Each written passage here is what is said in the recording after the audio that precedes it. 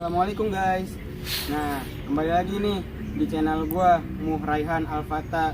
Kali ini gua akan menceritakan tentang pengalaman gua selama gua memakai motor ini guys. Nah, pengen tahu kan? Ikutin terus ya.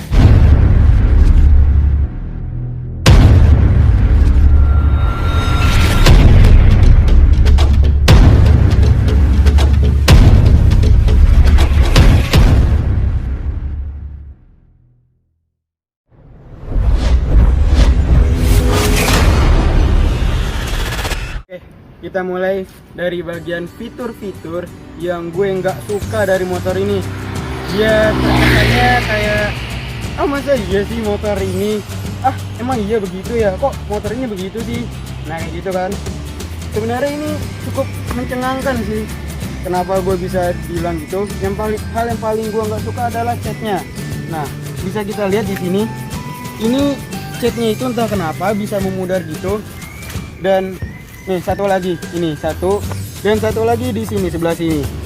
Nah itu yang gua bingungin, kenapa catnya itu tuh bisa memudar gitu, entah kenapa, entah kena gua yang salah atau emang catnya aja yang kurang kualitas ya, atau kena ini karena kena cairan, nggak mungkin juga sih menurut gua kan. Nah itu dia, itu yang bikin gua mencengangkan banget. Yang kedua, cat dari ini. Nah ini kalau misalnya kita garis begini ya, ini tuh kelihatan bergaris. Nah entah kenapa, jadi kita ya gimana ya, kita bisa pasang stiker atau pelindung biar cat ini tuh tertutupi. Nah kayak gitu. Satu lagi yang paling parah itu apa?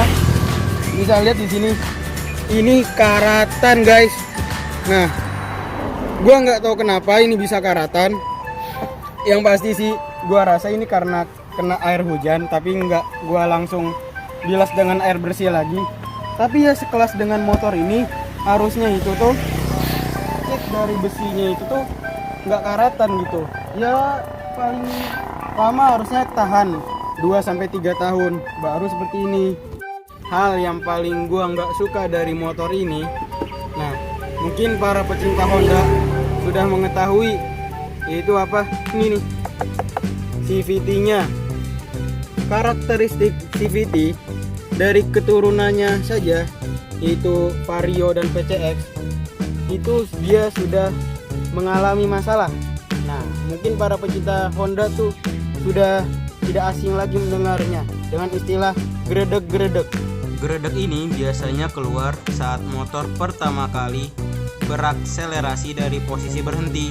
Kondisi seperti ini dikarenakan kampas kopling yang tidak sempurna menggigit mangkok kopling. Hal ini bisa diakibatkan dari kondisi CVT yang kotor ataupun CVT yang overhead. Gue punya tips bagi kalian yang mempunyai masalah dengan motor yang mempunyai suara gredeg-gredeg. Sebenarnya kenapa sih suara gredeg-gredeg? Gue juga nggak tahu sih. Tapi dengan segala itu, yang menjadi masalah adalah dengan mengganti mangkok kampas ganda. Nah, sebenarnya itu mengganti mangkok kampas ganda dengan yang ada di dalam CVT ini, itu sudah dilakukan beberapa pengujian bagi para pecinta motor Honda ADV 150 ini. Nah, hasilnya adalah motor ini tuh tidak adanya suara gredeg-gredeg lagi. Nah tapi overall gue nggak jadi masalah sih dengan suara gredeg-gredeg ini ya, karena suara itu kan hanya terletak pas kita lagi ngegas pertama saja. Nah kalau misalnya kita sudah bawa ngebut, itu sudah tidak jadi masalah. Nah berikutnya itu adalah jok. Sebenarnya jok ini tuh kelihatannya bagus sih dia.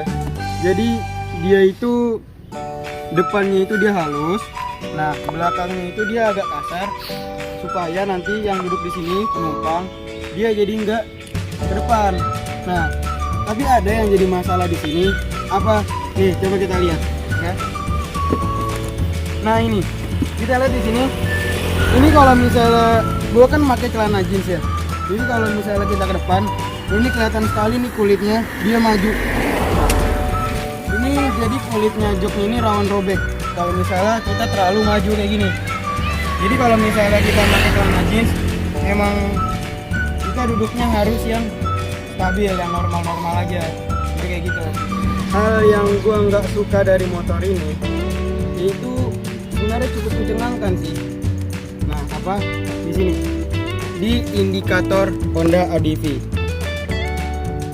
Di 2 atau 3 hari sebelumnya, motor gua itu ada gambar akinya di sini.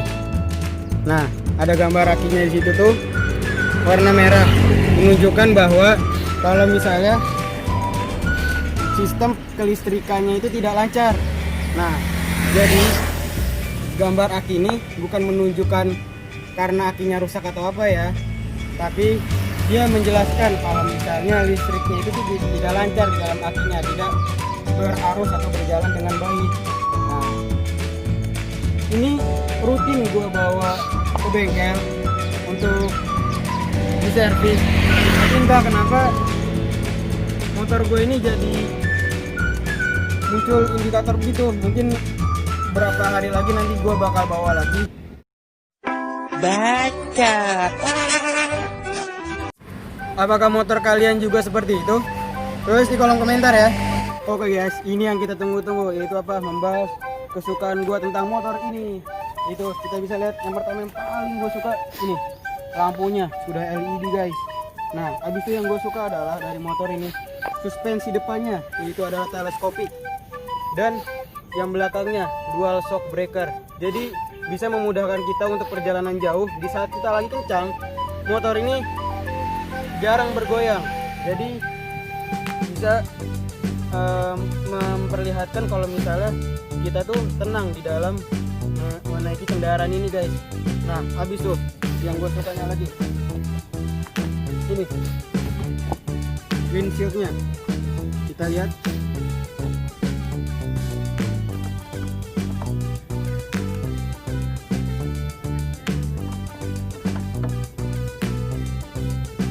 Windshieldnya itu adjustable guys, jadi bisa naik dan turun. Oke, lanjut.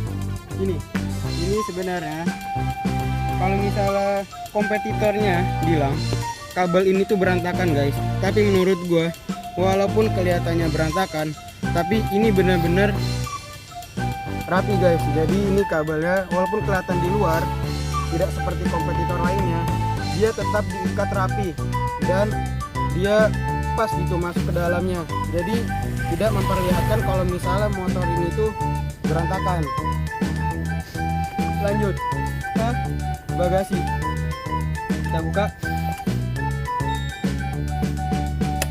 Nah, bagasinya itu besar sekali, bisa memuat 28 liter. Nah, ini kita bisa coba nanti kita masukkan helm. Ini bisa kita masukkan helm full face. Dan di sini bisa kita letakkan seperti jaket atau jas hujan atau tas kecil. Nah, itu bisa memungkinkan kita dalam kondisi dari perjalanan jauh. Nah, yang uniknya di sini guys, jadi ini bisa menyimpan buku-buku atau dokumen-dokumen penting di saat kita berkendara. Nah, yang paling gue suka lagi yaitu adalah ini tangkinya. Kita buka. Nah, tangkinya itu tuh berukuran 8 liter ya. Nah, ini bisa mengiritkan kita kalau misalnya dalam kondisi perjalanan jauh. Jadi kita nggak usah repot-repot habis ke pom bensin, waktu ke pom bensin, kayak gitu guys. Oke, sebenarnya itu aja sih penjelasan dari gua. Ini motor ini bakal menemani keseharian gua buat bikin video untuk video-video YouTube selanjutnya, dimana video YouTube gue itu bertema dengan perjalanan atau keadaan jalanan yang ada di sekeliling kita setiap hari. Nah, kalau misalnya kepo, lanjutin terus ya guys, subscribe terus. Oke, terima kasih. Assalamualaikum warahmatullahi wabarakatuh.